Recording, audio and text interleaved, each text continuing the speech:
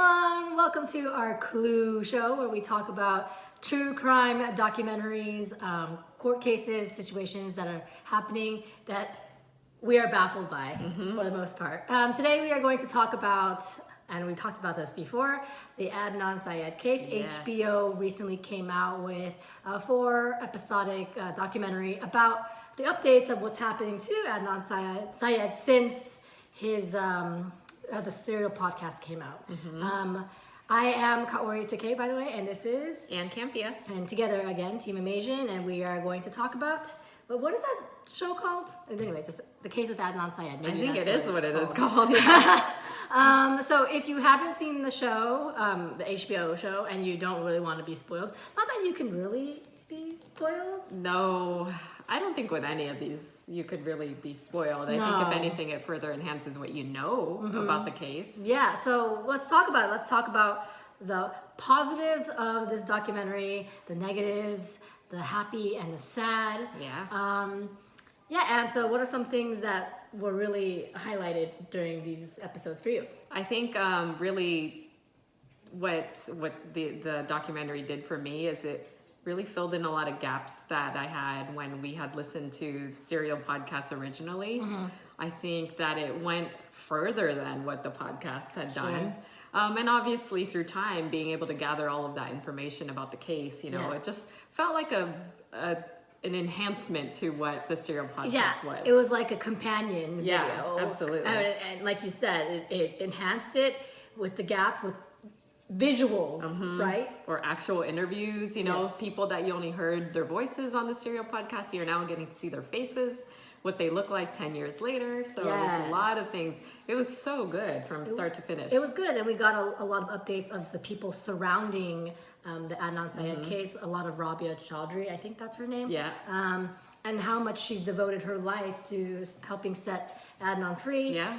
Adnan's father, and how heartbreaking. he just can't go out there because he's scared that it's gonna worsen the case because of how he looks, and his mom having cancer, and how it's there's a parallel there because she didn't want to reveal it to him because she's fighting this and he's fighting something else. Yeah, no, that's all really good points that we didn't get out of Serial.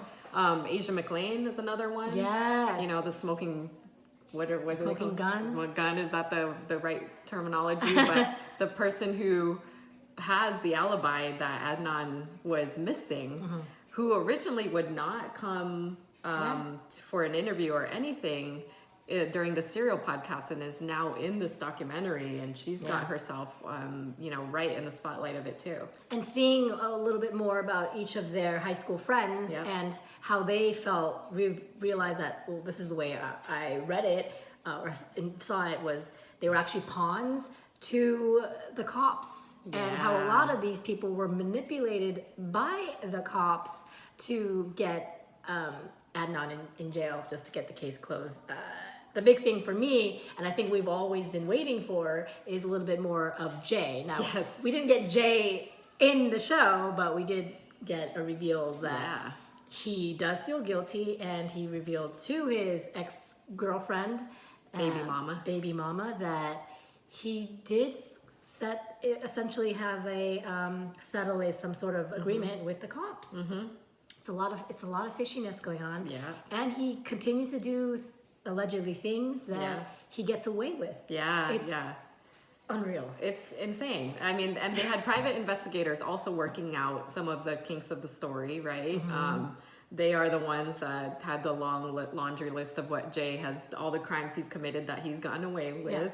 They did the whole study on the lawn.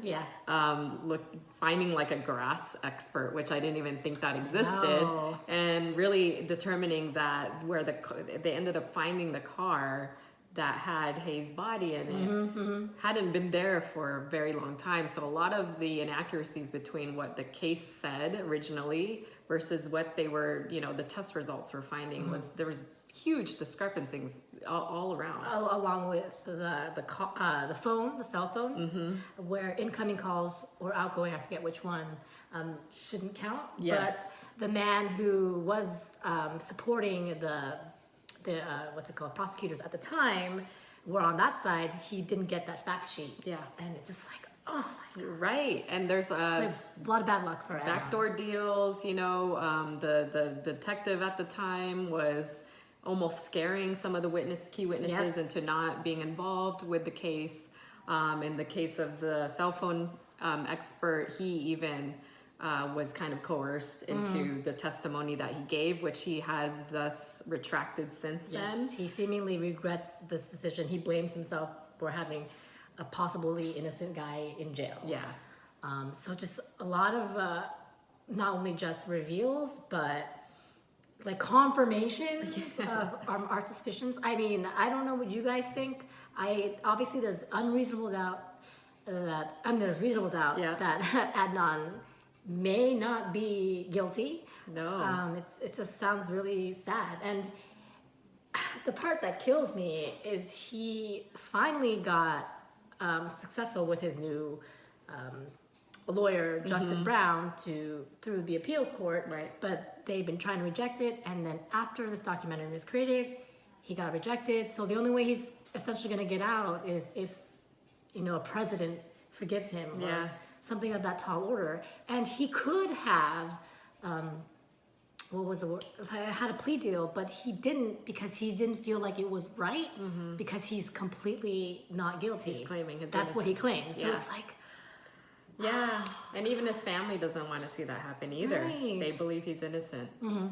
So there was just a lot. I think there's a lot of things that Serial had brought up, very, very valid points that they just don't hold strongly. And it's not a fault of Serial. I think it's just what information was available at the time. yes. And so now, many, many years later, it's like, yeah, they can really dig into some of this stuff. And then I think both you and I came to that shocking realization that now Adnan has spent most of his life in prison rather than out of prison. Yeah, he's about our age, a little bit older, not by much.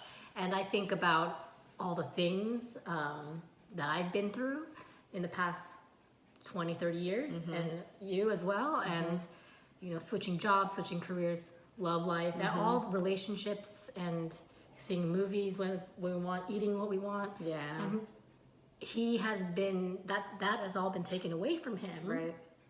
And it's very tragic if he is in fact innocent. Right. If he is, Right.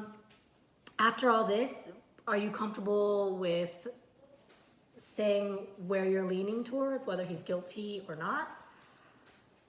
No, I'm not, because I don't think there's enough evidence either way. Right. Yeah. I don't think he did not do it, but there's not enough evidence to say he did, whether he did or he didn't. Sure. Yep. I don't know. What about you? I mean, if my heart, and I'm a type of person that always gives people the benefit of the doubt, and based on all these discrepancies, I would lean towards he's innocent. Mainly because, well, also in the documentary, let's not forget, Hayes' boyfriend at the time wasn't really.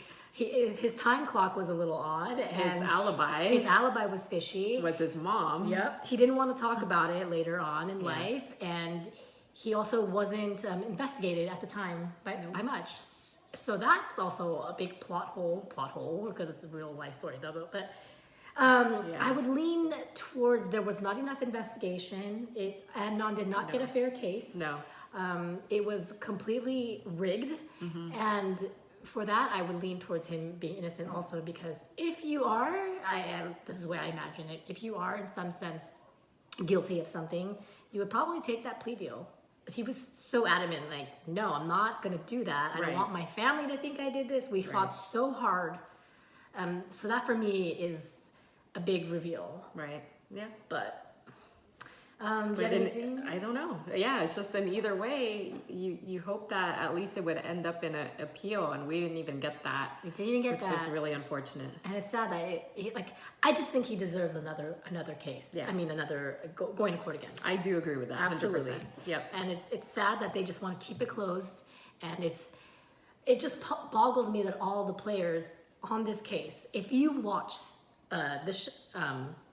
if you watch this documentary or you listen to the Serial podcast, wouldn't you be like, there's a lot of issues. A lot of issues. Well, I think so compelling that HBO said we got to do a documentary on this. And I don't, whatever the purpose of doing it, you know, but there's just not enough. There's really not enough evidence.